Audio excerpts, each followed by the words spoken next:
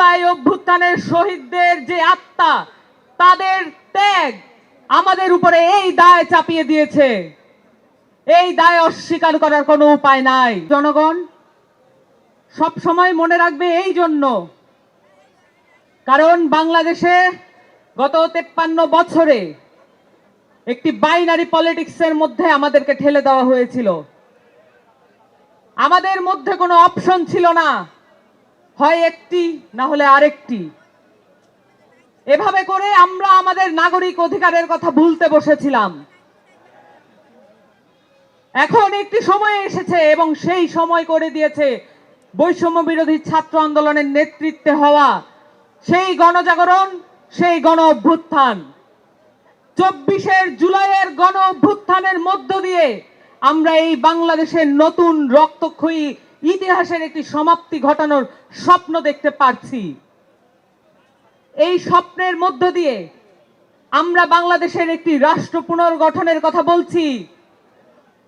কেন আমাদের এই রাষ্ট্র পুনর্গঠন প্রয়োজন? কারণ এই বাংলাদেশে কখনো বাংলাদেশকে অ্যাজ এ স্টেট, একটা রাষ্ট্র হিসেবে স্ট্যাবলিশ করার কোনো প্রচেষ্টা গ্রহণ করা হয় নাই। এই প্রচেষ্টা গ্রহণ করার উদ্যোগ আমাদেরকেই নিতে হবে।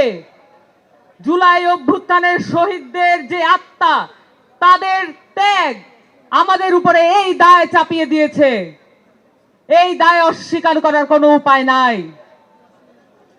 আমরা অভ্যুত্থানের মধ্য দিয়ে একটি রাজনৈতিক দল গঠনের যেই চেষ্টা করে যাচ্ছি, যে আকাঙ্ক্ষা ধারণ করে যাচ্ছি, এই আকাঙ্ক্ষার কারণে মূলে আছে এই দেশের মাটির প্রতি আমাদের ওয়াদা, এই দেশের মানুষের প্রতি আমাদের ওয়াদা।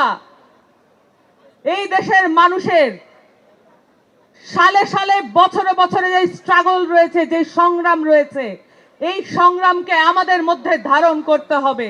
প্রত্যেকটি কর্মী, প্রত্যেকটি নেতা মাঠে মাঠে ছুটে গিয়েছেন। জাতীয় নাগরিক কমিটি এবং বৈষম্য বিরোধী ছাত্র আন্দোলন প্রত্যেকটি থানায় থানায়, ওয়ার্ডে ওয়ার্ডে ছড়িয়ে গিয়েছেন। আমাদের একটি নতুন রাজনৈতিক দল এজন্য প্রয়োজন, কারণ বাংলাদেশকে রাষ্ট্র হিসেবে গঠনের কোনো উদ্যোগ নেওয়া হয় নাই। আমাদের নতুন রাজনৈতিক দল এজন্য প্রয়োজন, কারণ বাংলাদেশের মাটি ও মানুষের কথা বলার কোনো রাজনৈতিক দল এই মুহূর্তে বাংলাদেশের মাটিতে নাই।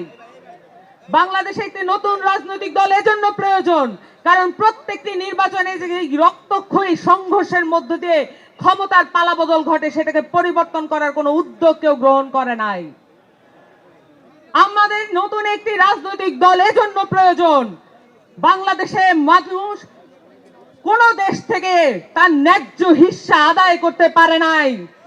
বাংলাদেশের কোন রাজনৈতিক দল, কোন রাজনৈতিক পক্ষ, কোন ফরেন মিনিস্টার পারে নাই আমাদেরকে ন্যায্য হিস্সা আদায় করে দিতে। আমাদের যত প্রতিবেশী দেশ আছে, তাদের সাথে আমাদের নতজানু পররাষ্ট্র নীতি আমাদেরকে পিছিয়ে রেখেছে। সেখান থেকে মুক্তি পাওয়ার জন্য আমাদের একটি নতুন রাজনৈতিক দল প্রয়োজন। এই কথাগুলো আমরা গত 5 মাস ধরে বাংলাদেশের মানুষের কাছ থেকে আদায় করে এনেছি। তাদের মুখ থেকে আমরা শুনেছি তারা নতুন রাজনৈতিক দলের কাছ থেকে কি কি চান। আমরা শুনেছি তারা দুর্নীতি বিরোধী একটি সমাজ চান। আমরা শুনেছি তারা চাঁদাবাজ বিরোধী একটি সমাজ চান।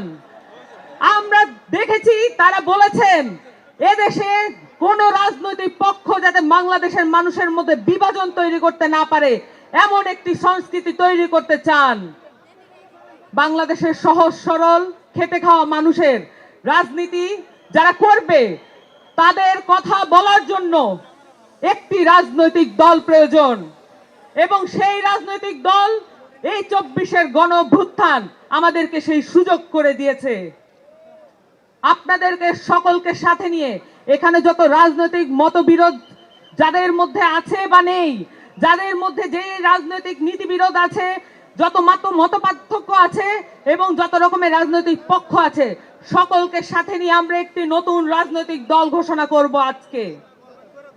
আপনাদের সকলকে সামনের দিনের লড়াই সংগ্রামে একত্রে থাকার আহ্বান জানিয়ে, আশাবাদ জানিয়ে, আকাঙ্ক্ষা জানিয়ে একটি বক্তব্য, আমার বক্তব্য শেষ করছি।